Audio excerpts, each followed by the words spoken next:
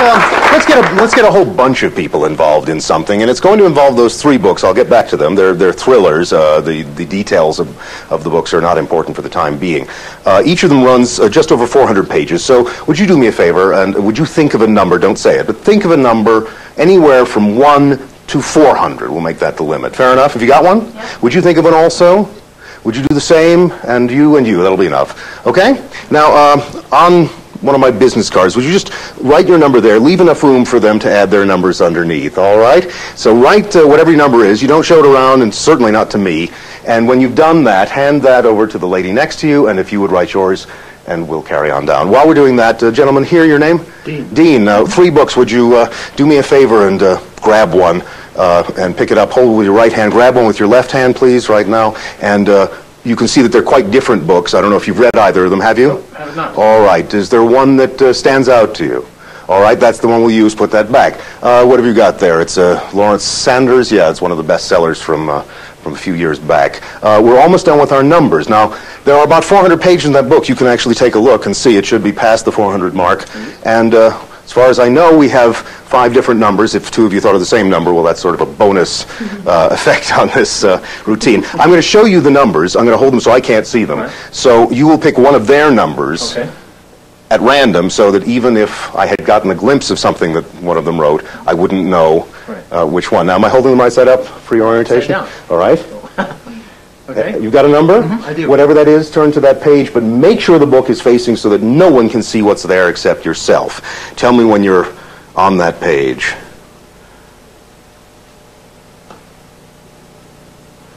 I am on that page. Okay. Say nothing out loud. To yourself, read the first sentence or 2, whatever the first phrase or sentence is on that page. Don't say anything out loud, but read it, and hopefully it's something that we can make some sort of imagery out of. Don't say anything out loud. Just are you set? Mm-hmm. Okay. Let me see if I can get some sort of a sense about this. It's a little abstract. Would have been nicer if it was something a little more straightforward. This is a little bit roundabout, but I think I can make it make sense. At least the sense of the imagery I'm getting. Look at me. And I'm gonna start off with that. Now, don't tell me. I mean, that may be operative or not. It feels like the right thing to draw, but I think I need to add some more detail, or it doesn't make any sense at all. So, all right. I think that's. It's that I'm thinking about, but there's one extra element that I'm just getting here, and I hope I'm right, but I'm going to add one comment, if you will, that may or may not make this work. Read the phrase or the sentence, whatever it says. It's the end of one phrase. Yeah. Hair. No, not hair. It's a wig. A black. Wait. Hair. No, not hair. No, not so, hair. So it was something, and then it was something that wasn't something. End of another phrase. See, this explains the comment, because first it was hair, but not hair.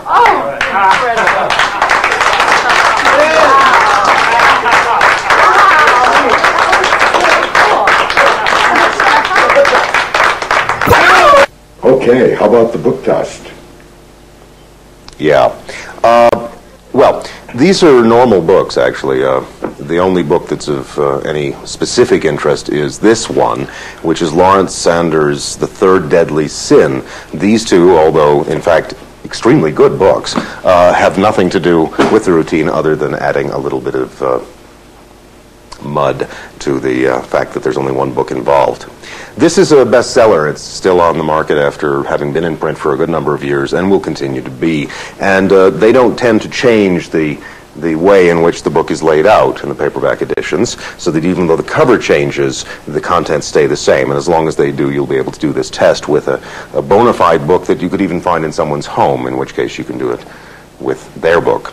What's going on here is this. Back in the 1970s, I had a conversation with Charles Reynolds in which we were discussing applications to the Autome principle other than its standard use of forcing a total of numbers that are added up. This goes back to some early slate gimmicks that eventually turned into a gimmicked pad created by a fellow named H.W. Brehout apparently an English magician who published an idea of this sort in Abra around 1960 that was eventually marketed and became quite popular as add a number or add a no. The idea is it's a switching device. People write things down and then the things are switched. In this case, what I'm using here is a simple sleight of hand means to accommodate that, although you are welcome to do this routine with any of the several dozen gimmicked versions that are available from your favorite dealer. In this case, I'm only using a stack of business cards, one of which has my force set on it, and I'll explain that in just a moment. And that one is face up with the force information written on it, second from the bottom of the stack. So when I begin, I take the stack of cards, I hand it to a spectator, and I ask him or her to write a number toward the top, any number from 1 to 400. I continue with 4 more spectators, and this is in fact what they wrote onto the cards during the demonstration we did earlier.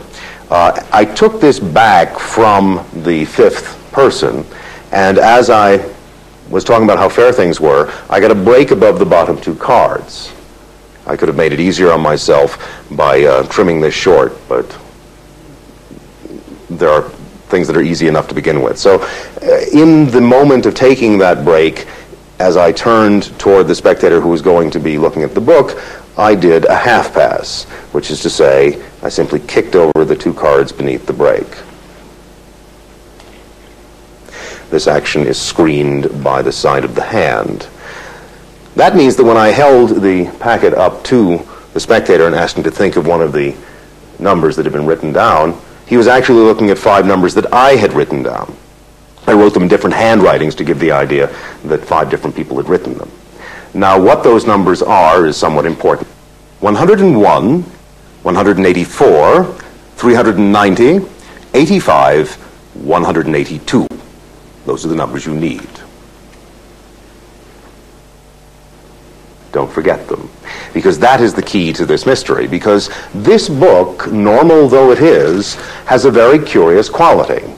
And that is that on all 5 of the pages I've just mentioned, the opening line, the opening sentence or partial sentence, describes something having to do with artificial hair. And therefore, all 5 of those statements